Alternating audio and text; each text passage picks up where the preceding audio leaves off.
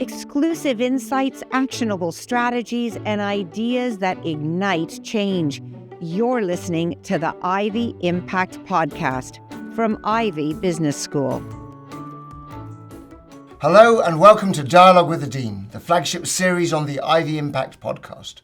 I'm Julian Birkinshaw, Dean of the Ivey Business School, and in this series I speak with Ivey's leading faculty about the research shaping business and society today. My guest today may be new to Ivey, but he spent 3 decades shaping strategy at the highest level. He's advised global organizations, authored 4 acclaimed books, and written more than 100 articles that have influenced management thinking worldwide. Now he's bringing that expertise to our students here at Ivey. It's my great pleasure to welcome Michael Raynor. In our conversations, we'll explore how strategy can address 2 of today's most urgent issues: greenhouse gases and artificial intelligence. We'll look at how a strategist frames those challenges and what businesses can do to drive meaningful progress. Michael, welcome to Dialogue with the Dean. It's great to have you here. Thanks. Nice to be here, Julian. Great. So we are going to get into the meaty stuff soon, but just tell us what brought you back to Ivey, because of course you are a graduate of Ivey yourself from years back. Yeah, MBA 19, no. Yeah, exactly. A while back, right? Yeah, you're a similar sort of age to me, as it turns out. Similar vintage. Yeah. I started in January of 25, teaching a 4th year HBA elective, and when I introduced myself to the students, I said, well, I got my doctorate, my union card to teach at HBS back in 2000. And HBS is Harvard Business School. It is, yes, for those not in the know. I thought, well, before I actually start teaching, I should go out and get a little dirt under my fingernails. Yeah. So I did a brief 25-year internship, and now I'm ready to get started. Indeed. So I spent all of that time actually in different bits and pieces of the Deloitte global firm. Got it. Indeed. So thanks for that. You are best known for the work you did with the late Clayton Christensen, who's one of those management gurus that even non-management thinkers actually know a little bit about. Absolutely. And the concept of disruptive innovation was central to the work that you did with him. Mm-hmm. Just remind our listeners, what is disruptive innovation, and why was it a concept that became so important and so talked about? Yeah, we could do the whole conversation on the exegesis of disruptive innovation, Indeed. But we won't. I think it was launched with his first book in '97, The Innovator's Dilemma, which was hugely successful. In part, nothing wrong with being a little lucky. Great book to be sure, but it hit the shelves literally back then in '97, just as the dot-com boom was getting started, and then it became kind of a recipe for getting rich quick. Everybody wanted to know what the internet was going to disrupt. Indeed. And then Innovator's Solution was the follow-up in 2003. Right. And I think it did a very good job of answering the puzzle that motivated Clay all those years, which is how is it that great companies come to fail? Right. And that, I think, really fired people's imaginations. Yeah. You know, how do you do everything right and end up with the wrong answer? Right. And so there were famous cases, the Kodaks of this world, where those companies weren't sort of led by idiots. They were led by people who made, at the time, what seemed to be sensible choices that ultimately led them down the wrong route. And the way I often explain this concept to my students is, it's not that they didn't listen to their customers, it's that they listened too carefully to their high-end customers, perhaps the wrong customers, and they missed the opportunities that were kind of emerging under their feet, as it were. I mean, that's a simplistic way of saying it, but that's... I think that's largely right. I mean, the argument is organizations to stay alive have to sell stuff to customers who are willing to pay for it. And so you build an organization that is designed to do that very well. Yeah. And to your point, unfortunately, you can't do everything. And so there are opportunities that sprout up outside the scope of what it is you're paying attention to. And sometimes those alternative solutions end up being better at doing what you do than you are. And by the time you realize it, too late. Yeah. So in fact, one of the companies that I'm sure you were involved with them as well, but Clayton Christensen was involved with Intel. And he gave Intel, the company, a great advice, and they did very well for many years. Now, Intel has fallen on hard times. Did they fall victim to the innovators' dilemma themselves? Interesting problem. Clay never took credit for what Intel was able to do. The story he tells is that he gave them a set of tools on how to think. Right. And so the very specific example was Intel's ability to create the Celeron low-end processor, which then sort of helped them stave off the collapse of the treadmill of constantly trying to create ever faster chips. Right. So that was the that was Right. that particular But then, trajectory. of course, and then they somehow missed mobile. they missed mobile, and they missed whatever it is that absolutely. NVIDIA does. Yeah. And any sense of where they went wrong there? I mean, obviously, Andy Grove was the chief exec when they did all these wonderful things. Mm-hmm. Maybe it was bad leadership.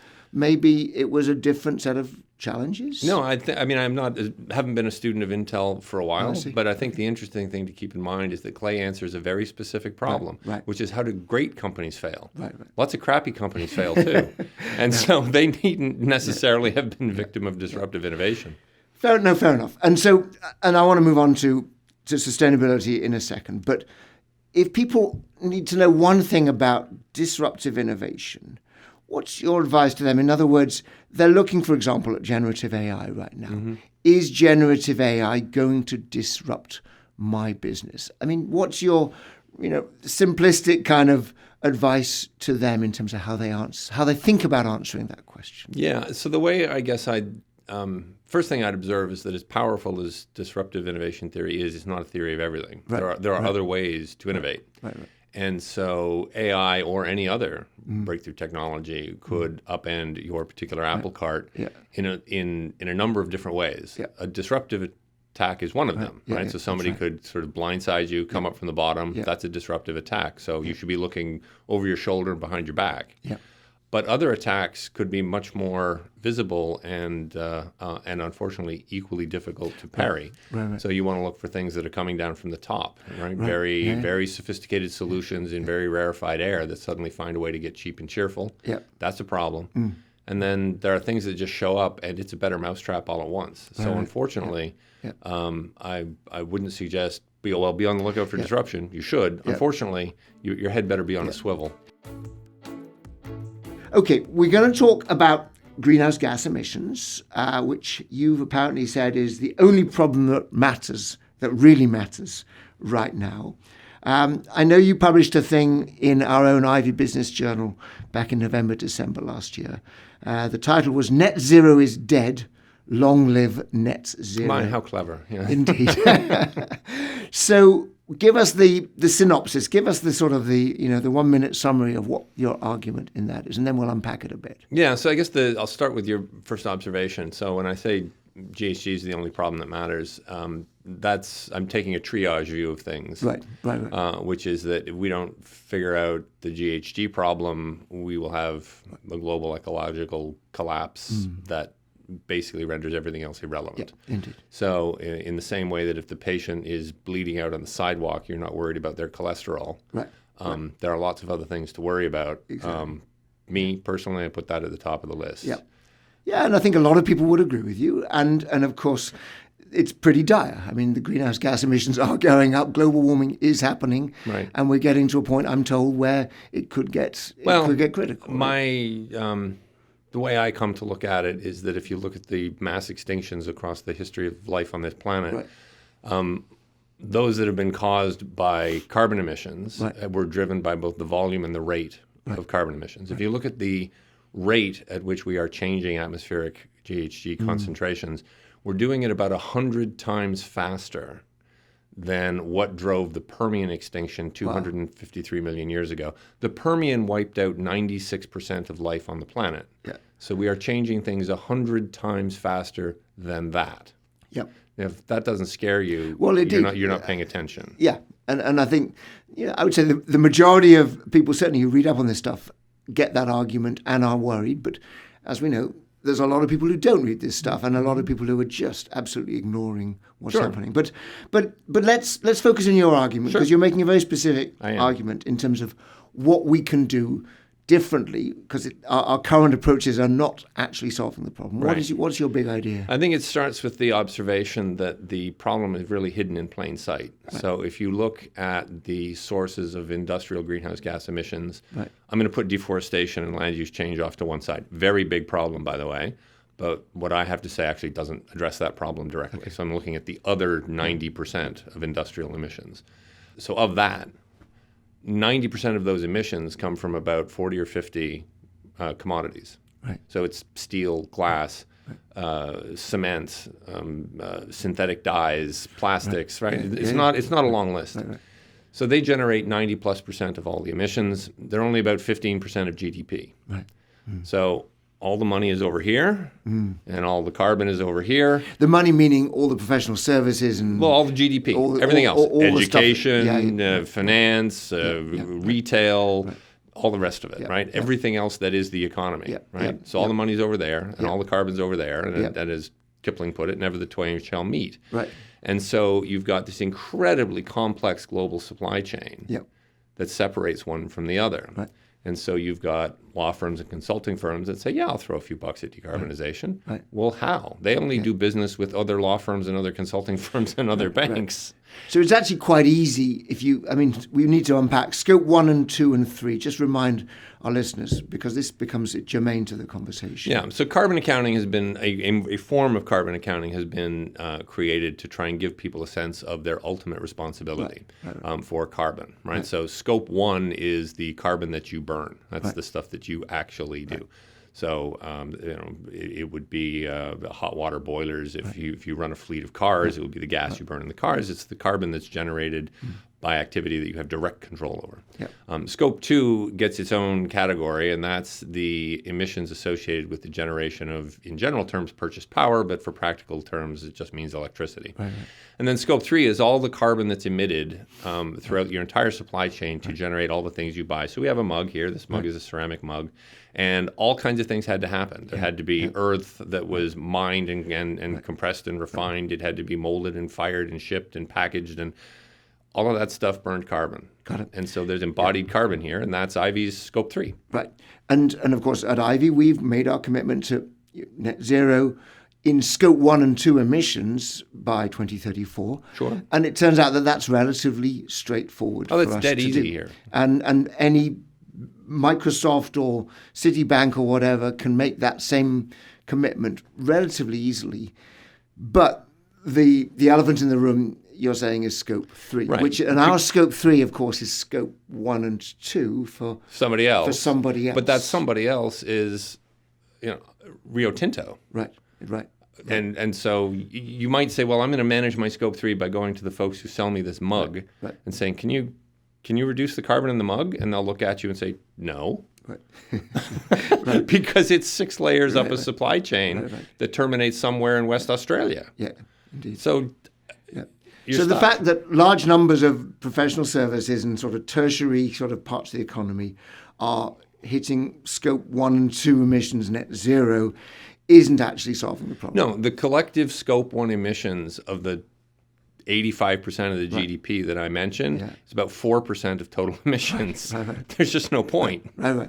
So it's not that we shouldn't do that, but it's just not making a difference. Well, you should probably do those things because you'll find it saves you money. Right. I mean, going to things like industrial heat pumps as technology is improving dramatically. Right. I mean, most folks that put up rooftop solar and put in heat pumps, you get on the other side of that, you're in a better place. Yeah. A lot of people are discovering you buy an electric vehicle. Right.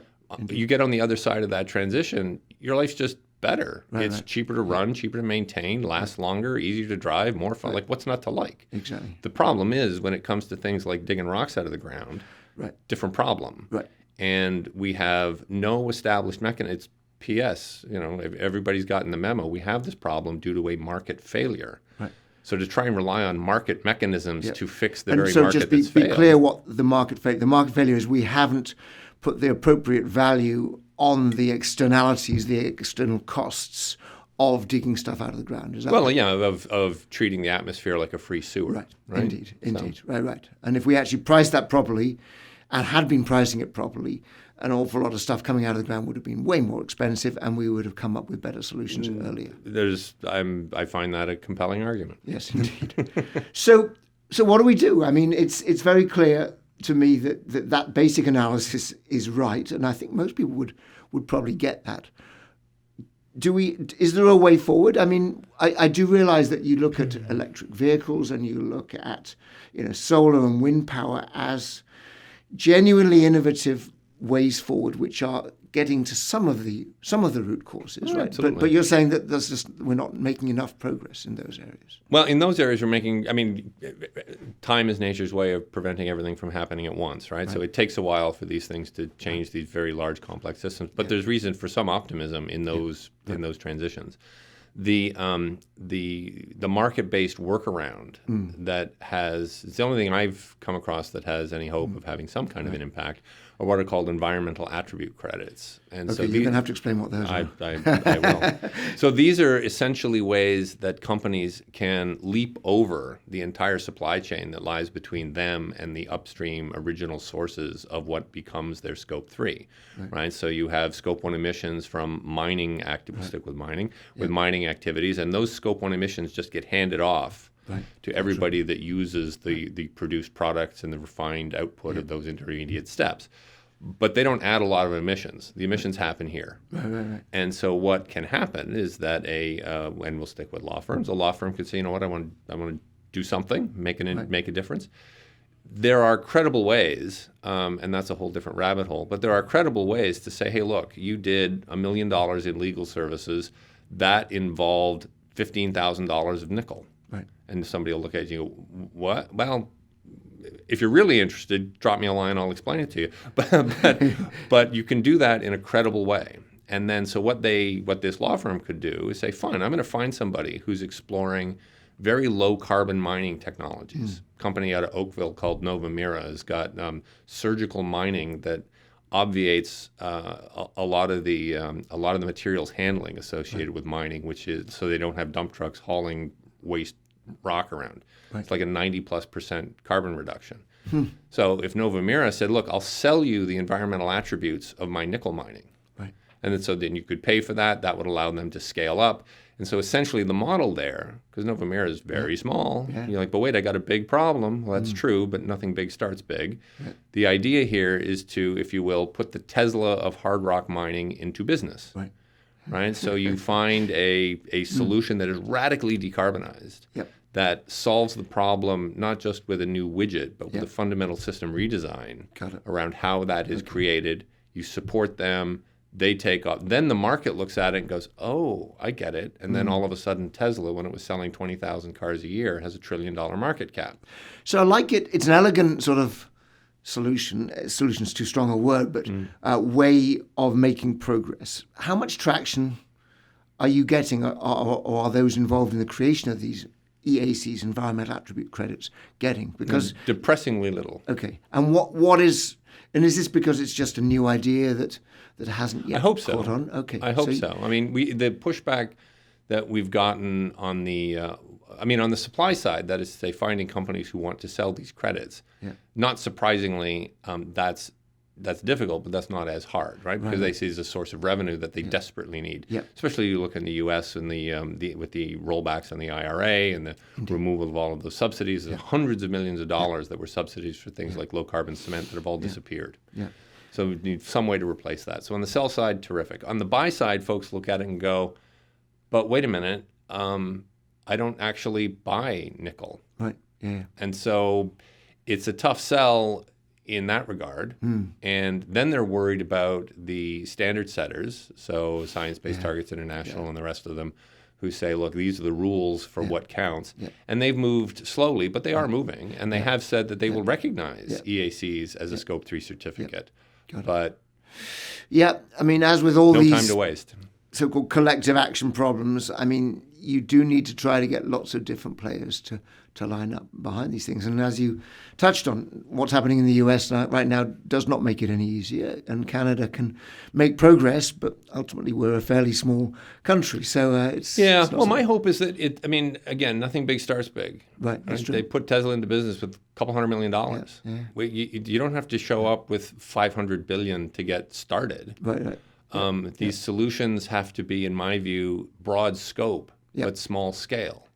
Right? So system level, when people hear system level redesign, they think, oh my God, their head, roll their eyes back. And that doesn't mean big. So given everything we've just discussed, for a business that wants to actually make a difference to address climate change, I mean, and it could be Ivey Business School, it could be you speaking to me, what should we be doing? Yeah, I think it's a two-track policy. In the first instance, unfortunately, some hard things really just take money. Right. So there's an investment to be made. I think investing via mechanisms such as I've described, these environmental attribute credits, as they begin to evolve, you could push for them to be accepted and deployed more widely. That's something that I think really has the opportunity to make a real difference. It is as Archimedes would have put it, it is a long enough lever to actually move the world. Yeah. But you have to do it. Right. The other track are the much more salient, visible things that people tend to care about. And I think, by and large, we tend to over-rotate on those and think those are the answer. At the same time, those are worth doing. But one does them, in my view, not from a place of hope, but from a place of courage. Right. Because if you do them from a place of hope, you're thinking, I'm going to do this because I think it's going to work. It's not going to work. It's not. It's just not enough. It's not enough. Right. But that doesn't mean don't do it. You do them from a place of courage because they are the right thing to do. Right. And that's different. Got it. Look, I want to move on to our third topic, AI and innovation, in a second. But just before we move on, how do you teach this stuff to our students? Because you're teaching a whole course on corporations and society to our bright young HBAs, MBAs, MSCs. What are you teaching them? Well, not surprisingly, I picked up the one set of golf clubs I think I've got some control over, namely the innovation toolkit. And so my instance of corporation and society is called, in a somewhat on-brand label, the Decarbonizer's dilemma. Right. So we're looking at companies that are trying to break the carbon trade-off. Right now, we have zero carbon solutions for everything. They're just too expensive. Yeah. So we have a cost-carbon trade-off that we have to break. Yeah. I look at innovation as the art and science of breaking trade-offs. Right. Yeah.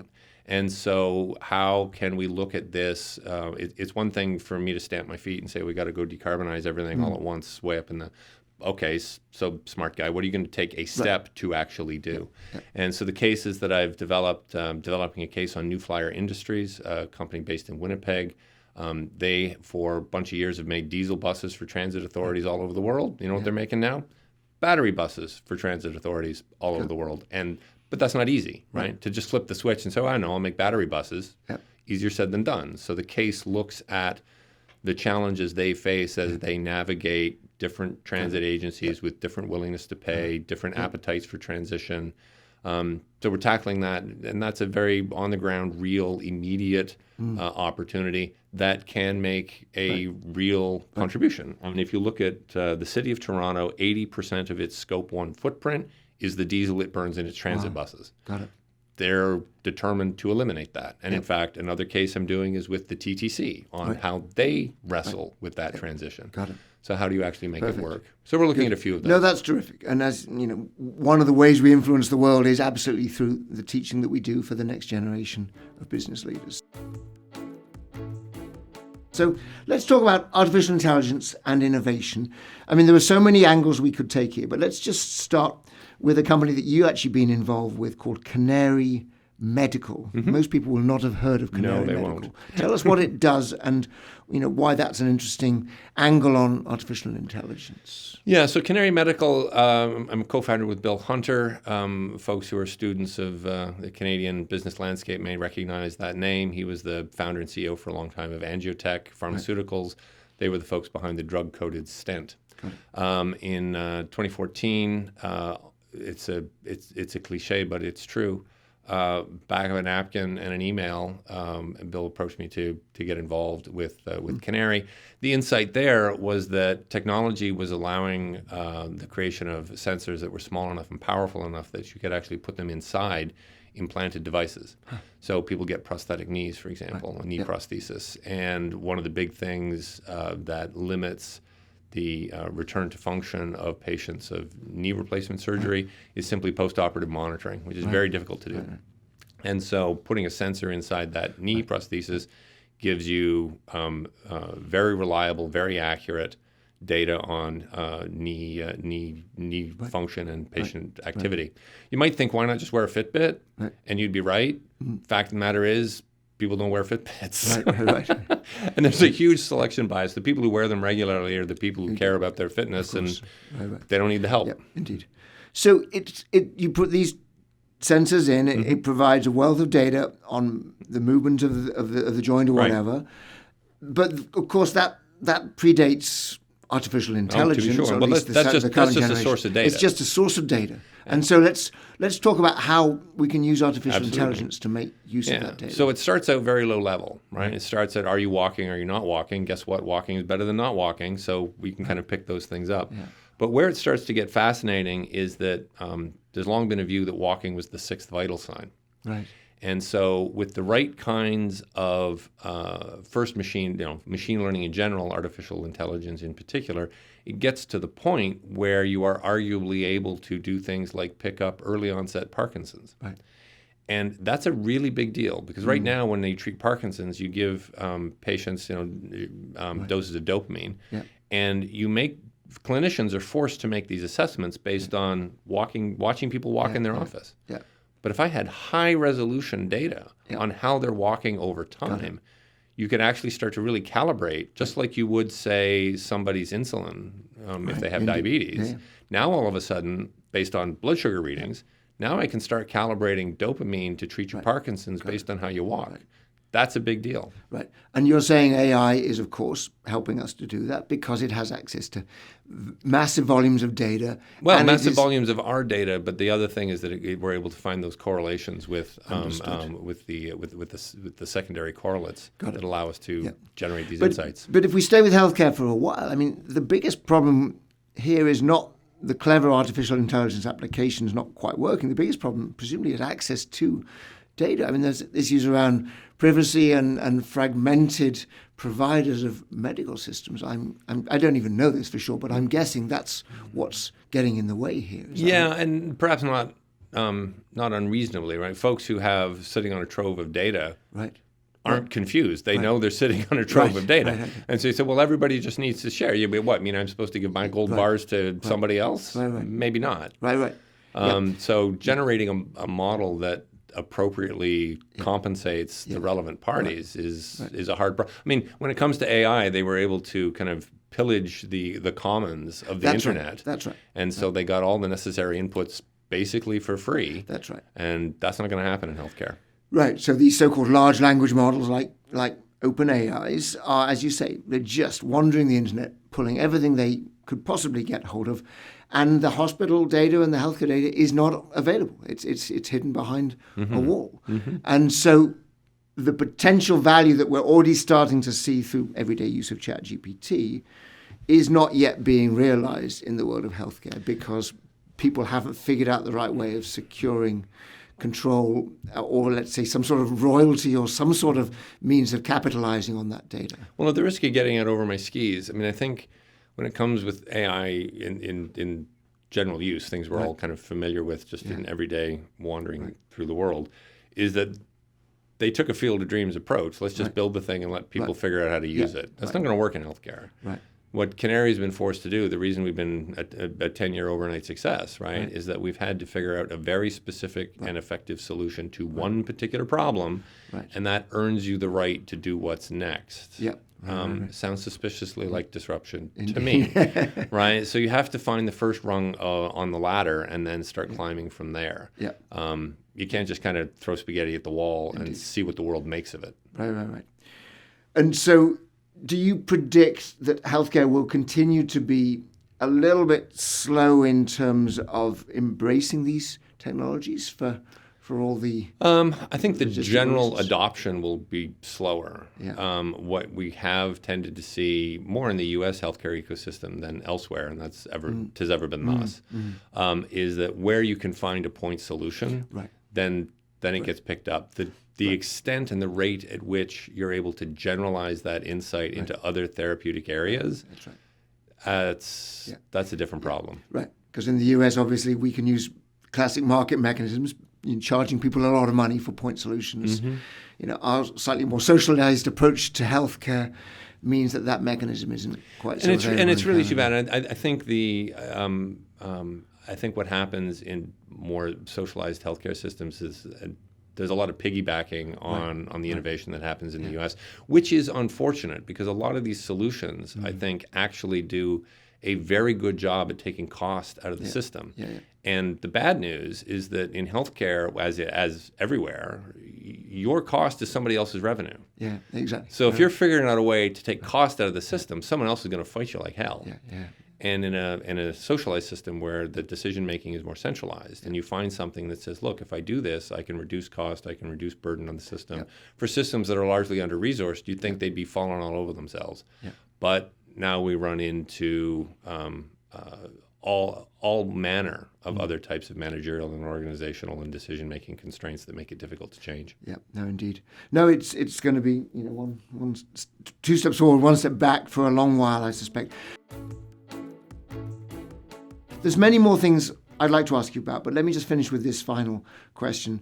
Staying with AI, but linking now to your role at Ivey. We are grappling with, of course, how the artificial intelligence revolution, the generative AI revolution, is changing both how our students learn and the sort of types of jobs they're going to get as they re-enter or enter the workforce. What are your current thoughts on what we need to do differently to tackle that challenge? Maybe I'll dodge that for the second and suggest what we need to do that's the same. Go for it. Because it, in large part, it's my heritage, so I can't help but be a fan of the case method. I think done right, there's nowhere to hide in a case conversation, in a case discussion.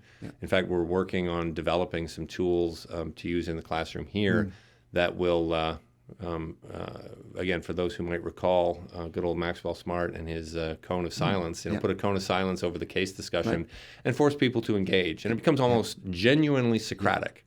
And I think doing something that compels students to stand on their own 2 feet in the conversation without access to outside tools is critical. Well, I'm going to reinforce that point and of course, look, we're preaching to the choir here, the case method, has always been a legitimate and effective way of learning. The surprise is so few schools actually have embraced it in the way that we have. But now that basic knowledge is commoditized, available, as we know, as you type a question in, the case method becomes more valuable than ever because the skills that our recruiters, the companies who are hiring our students, say they want are around critical thinking, about being able to stand on your feet and defend an argument and make an argument and make decisions under uncertainty. And as you quite rightly say, the case method is probably the best way within a university setting of learning those skills. People need a more finely tuned BS detector than ever, right? I mean, historically, it's been about trying to make sure you don't get bamboozled by the person across from you. Now you need to not get bamboozled by the AI that is purportedly trying to help you. That's right, exactly. And that's tough. And so the hope is, my belief is that given the right kind of structure, we can help create those kinds of skills. Exactly. I think we're going to stop there. Thank you very much, Michael. You have been listening to Dialogue with the Dean from Ivey Business School. My thanks to Michael Raynor for such an engaging discussion, and to you, our listeners, for tuning in. If you enjoyed today's episode, don't forget to follow the podcast, share it with a friend or colleague, and stay tuned for more in-depth talks with Ivey faculty on the ideas shaping business and society. Until next time, goodbye. This was Dialogue with the Dean, an Ivey Impact podcast series. For more insights from Ivey, including thought leadership on critical issues and additional podcast episodes, visit ivyimpact.ca or subscribe on your preferred podcast platform. Thanks for tuning in.